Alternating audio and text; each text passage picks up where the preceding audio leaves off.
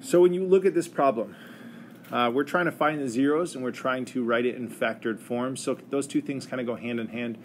What makes this problem potentially a little bit more difficult to work through than problems that we've looked at before? Nathan? There are 4 terms. 4 terms? Okay, so you're saying we're used to working with 3 terms. So like quadratics? Yeah. All right. Other thoughts?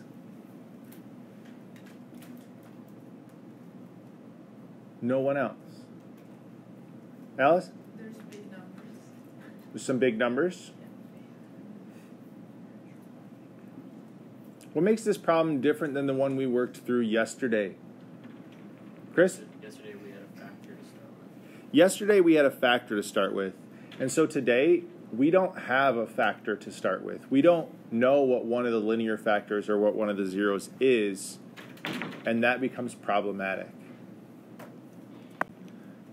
How could we get around this issue?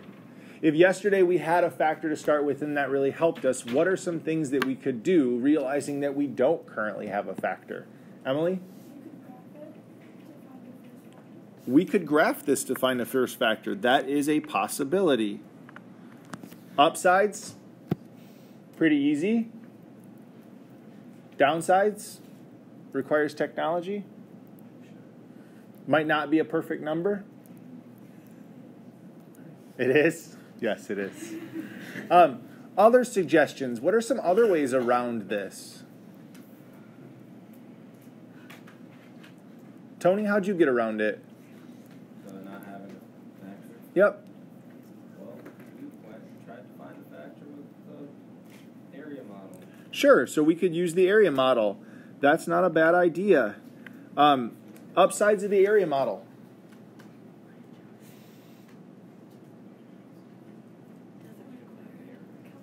Doesn't require a calculator. Pretty good organizational structure. Downsides to using the area model to factor something like this? It's hard. It can be hard, depending on the problem. Slow? Yeah, we're not going to get around that one. Does anybody have any other suggestions? Okay, yeah, Alice. You can factor 35, like factorize, and then find one of the zeros, and then you divide the polynomial. Like you use synthetic division to divide the polynomial by. So if somehow we can take h of x and figure out what one of the factors is right now, by hand, which Alice is saying that maybe we could look at the factors of 35, and we'll talk about that. She's saying we could use synthetic division or long division to break this thing down. And there is a way to do that. It's actually called the rational root test.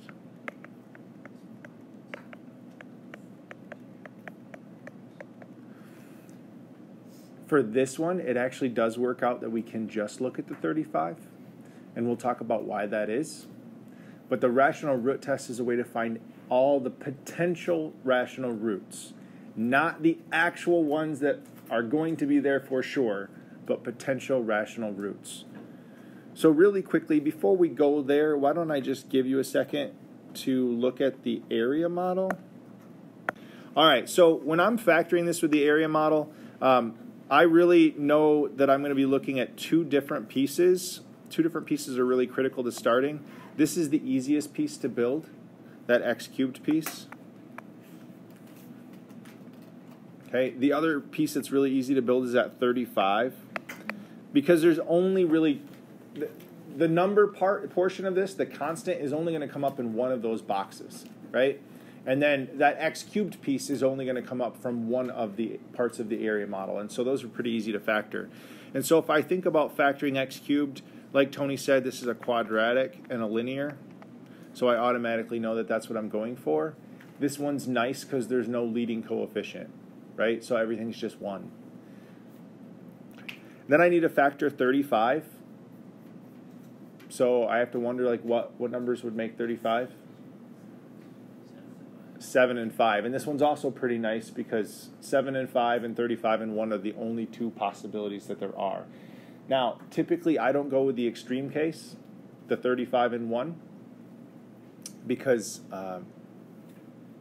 it's going to lead to like a very extreme kind of polynomial. And when you look at this, the 9 and the 27 are just making me feel like it's not those two. They're making me feel like it's something different. So I could actually go with, I could go with 35 and 1, or I could go with 7 and 5.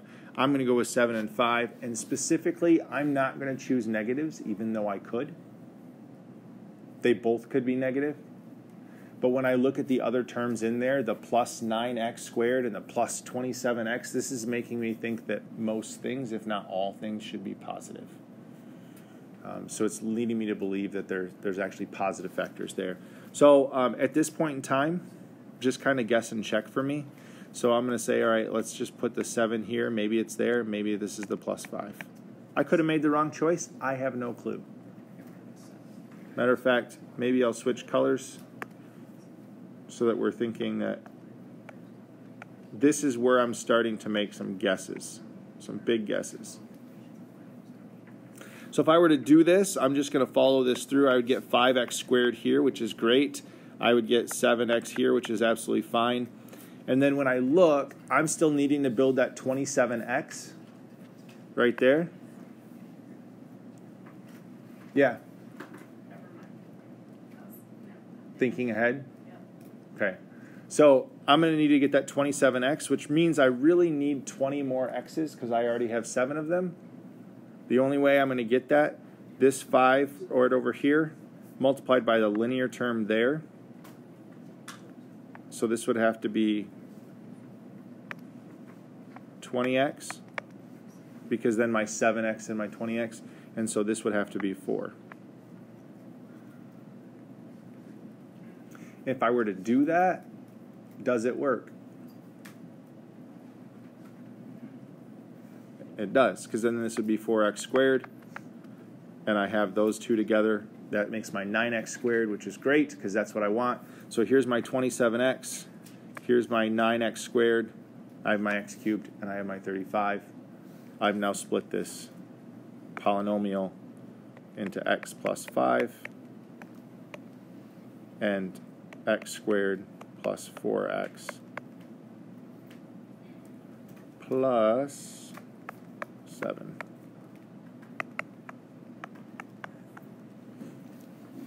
What questions do you have? Which we'll stop here, but if I was going to keep going with this problem, what would we do next? What ideas do you have next, now that we've actually factored one of these out? Nathan? Set it to 0. Okay. And then? Alice? Break it down more with the quadratic formula. X squared plus 4x. So we could still kind of keep going with this piece, and we could use the quadratic formula there. That would work. We could try to factor it. That's not going to work out too well. Not for that one. So the quadratic formula becomes a decent way, and then we can go from there. Last chance for questions on this one.